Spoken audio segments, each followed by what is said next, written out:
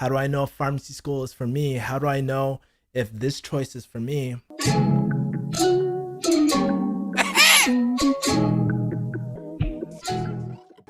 What up, guys? It is Kevin Yee, the refugee over here. Got my boy Calvin. He's actually a life coach. Yep. So a lot of you guys ask me all the time, how do I know if pharmacy school is for me? How do I know if this choice is for me? You know what? Not too long ago, I went through the same thing as you guys, and I actually reached out to my boy Calvin. And so what we're going to be talking about today is how do you make it through your quarter life crisis? So I guess, Calvin, what are your thoughts behind this? I think that's an interesting question. Like when I was going through my quarter life crisis, I don't think I realized that I was even in it. Yeah. For a good 2 years, maybe. Yeah. And it's an interesting thing, right? Like for how old was I when I was going through my quarter life crisis? Like 23, 24, 25 around there. You're out of college. You don't really exactly have your exact way yet, or maybe you have your way, like I'm gonna get a PhD, and then but you're kind of questioning it because suddenly there's all these paths in front of you that's available, right? But then like from age 5 through to like age 18 or 21, it was kind of like, all right, kindergarten, 8th grade, 12th grade, and it's like, oh, which school? And then like you get into a school, it's like, oh, which major? And you kind of pick that. So like the point from A to Z or A to C or A to B or whatever is pretty clear, and then after that it's kind of like, right, there's all these options. It's like, do I want to be who I always used to be or who I thought I was, now that I'm coming into these new options right here? It's a confusing time. Yeah, it's pretty crazy. As you're talking about this, I definitely feel you, because for most of your life, I mean, the path is just set in front of you, right? And then all of a sudden, when you get into undergrad, choose, and you're like, what the fuck? I barely even got to explore life, and now I have to make this life-changing decision. Like, this is going to be my life for the rest of my life. You know what I mean? Yeah, and like I think that's part of what creates a lot of the angst in the quarter life crisis, is this idea that whatever I choose now is going to be the path that I'm choosing for the rest of my life. Yeah. And it's really not necessarily true. You know, like people make career changes at the age of 40 and at the age of 50 with a lot more on the line. Yeah. And I think part of what could ease or help you to kind of ease into where you are in your life right now is to realize, dude, like you're 24, you're 25, 23, right?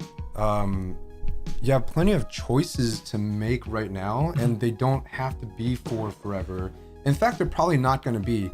If we the further back we go in time, like right now it's 2017, right? The further back we go in time, I think that's probably more and more true, where it's like, oh, this is the path I'm going to be on, a mechanic, then that's just what I'm going to be for the rest of my life. But like it's 2017, and I feel like just like if you kind of follow the line into the future more and more, it's going to be less and less likely that at the age of 24 the decision that you make is going to be for the rest of your life. So it's kind of like making the best guess decision right now. Yeah. Testing that, exploring. I call it experimenting, right? Like exploring, experimenting. Is this right for me or not? You kind of just pivot from there, and you kind of find your way. Yeah, and honestly, Calvin, I think you're a great example of that, because you weren't like in college and you were like, I'm gonna be a life coach, right? No one ever says that, right? Right.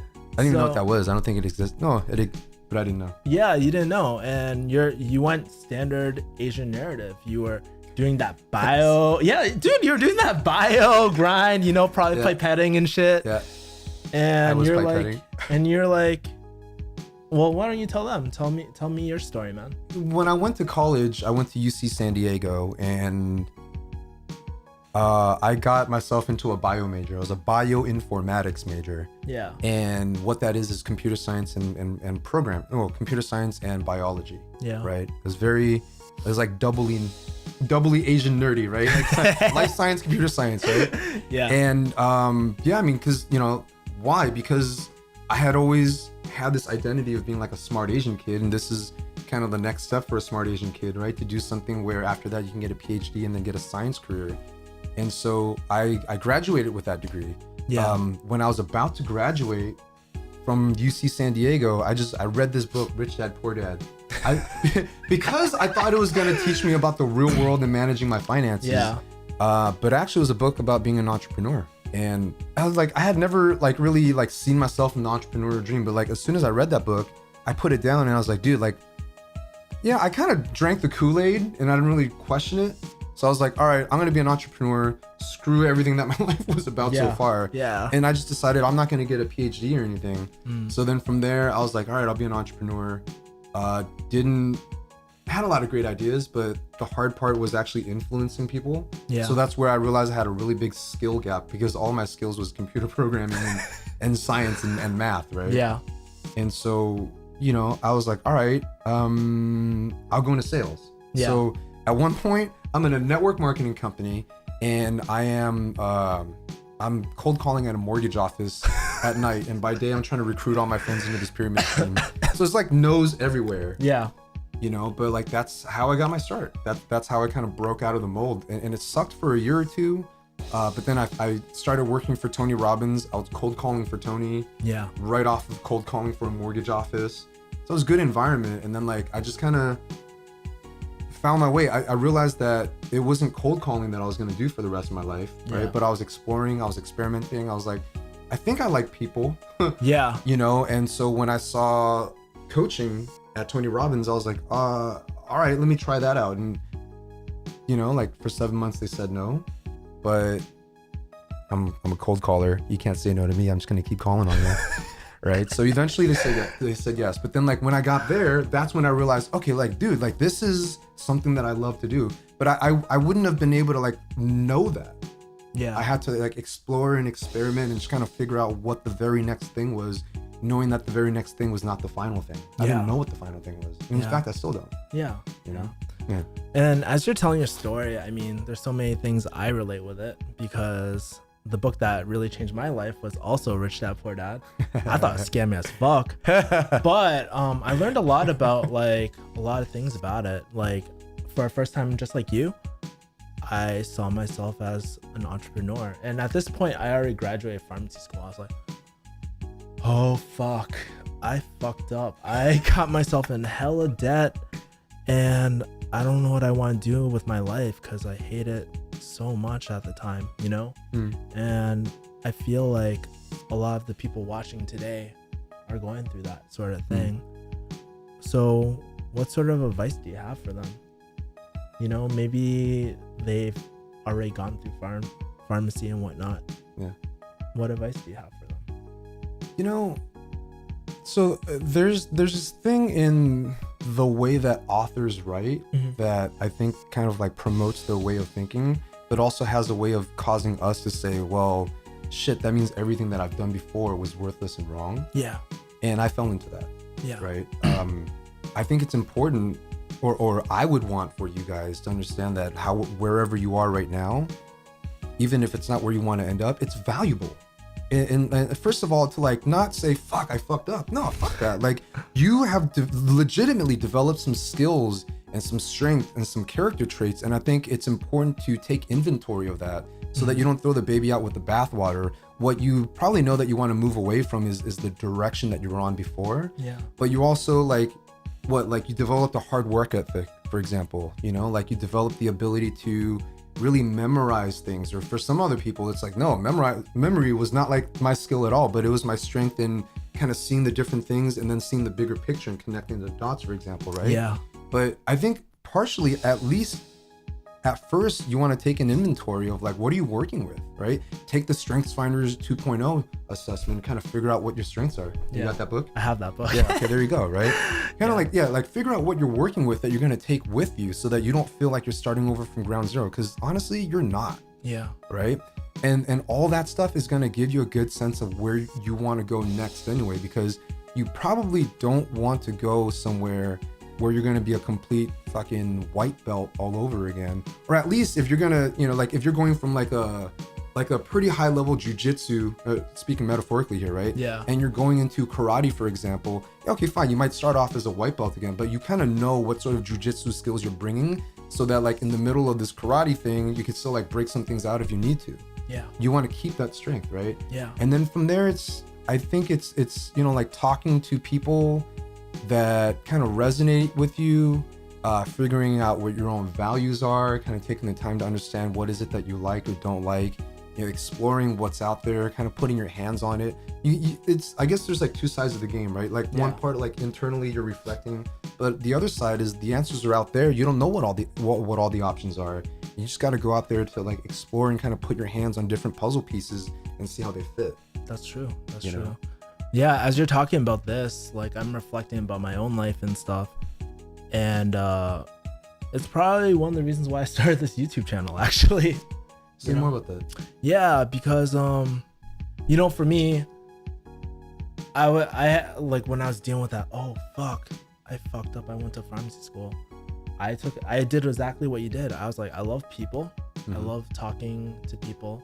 At that time, I didn't know how to do video editing or anything like that, but I'm good with people, and I am a pharmacist at the end of the day, and I've gone through that whole like experience of pharmacy school. So how can I help people through this journey? Yep. And that's how I started this YouTube channel, you know? But what happens when someone is unsure about a decision that they're gonna make?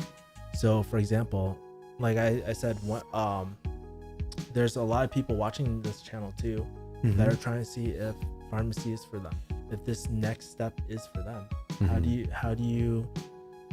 How do you build trust in yourself that you're making the right decision? Man, I mean, like my instinct is I'd want to talk to each of these people individually. I mean, you could talk to people that are already in pharmacy school. You could talk to people that are like done with pharmacy school and they're doing the pharmacy stuff, and see if you can envision yourself doing that anyway.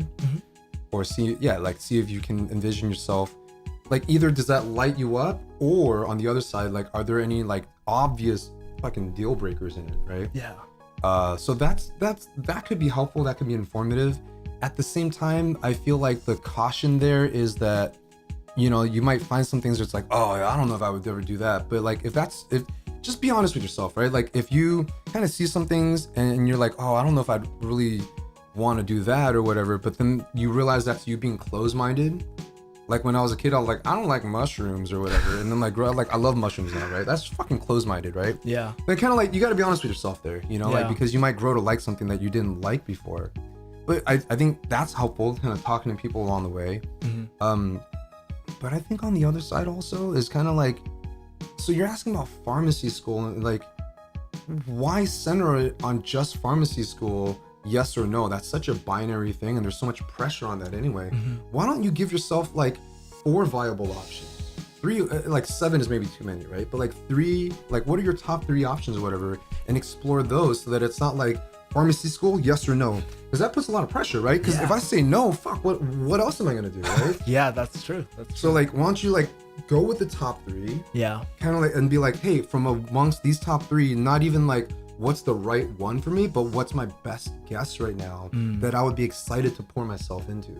Yeah, and so let me ask you this then. How do you go about finding those, I would say 3 or 4 options? Yeah, how do you go about that? I mean, it's a combination of best guess and then again experimenting. Yeah. Like, you got to explore out there. You got to see what's out there, right? Like, Yeah. You got to like let yourself understand like what's out there anyway. So talk to people, kind of like take some time to just, like not like daydream about it, but take some time to be like, oh, what if I was doing that? Wouldn't that be cool? Wouldn't that be cool? Wouldn't that be cool? Yeah. Right. Walt Disney actually talks about, like, in his creative process, he says there's 3 different hats that you wear. First hat is the dreamer hat, and the dreamer just says, wouldn't that be cool? So you're just kind of like, wouldn't that be cool? Wouldn't that be cool? Some things obviously would not be cool to you, right? But some things are like, oh, maybe. Yeah. I think I could see that, right? So you just kind of like, there's a lot of those options right there. Second hat is like the realist hat. And like the realist is kind of like, well, would that really work? Like, would this be over budget to try to create that? Like, is that too much of a swing for me? Like, I'm 74. Am I really gonna start over? I don't know, whatever, right? Yeah. Like, I'm 24.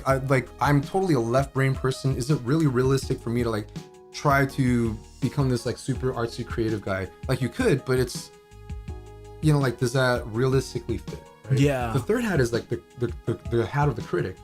And it's like that's where you're kind of like cutting off a lot of options. Just be like, you know what? That's where you're getting really picky.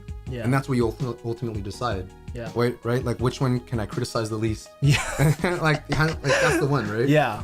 But you got to give yourself the options so that you can kind of like narrow it down. Yeah. So that original question, should I do pharmacy or not? It's just too narrow. It's just like, if you say no, you feel like you have no other option there. So there's a lot of pressure. It's like, oh my God, what next? You know? Yeah. So I'd say kind of give yourself those three, and then from there, take the pressure off of the decision. Just understanding that it's not going to be the final one. Yeah. It's just not. Yeah. That's beautiful, man. Yeah. So guys, I hope that helps you make your decision whether you should still do pharmacy or not. And if you want to follow Calvin, I'll put his information down below. Maybe you can hire him as a coach and he can mentor you one-on-one, man. But anyways, guys, thank you guys for watching. As always, like my videos so this video gets so people can actually watch these videos, and always subscribe, and we'll see you guys next time. Peace. Thank you.